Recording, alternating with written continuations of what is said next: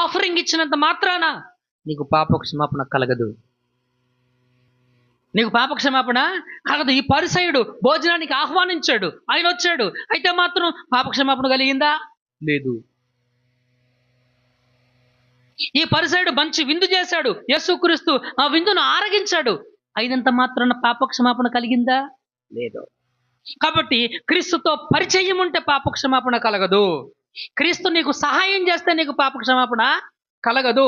ఆయన హెల్ప్ చేస్తాడు, ఎందుకంటే ఆయన దేవుడు, మన అందరం ఆయన పిల్లలమే, ఎవరికి నష్టం జరగకూడదు.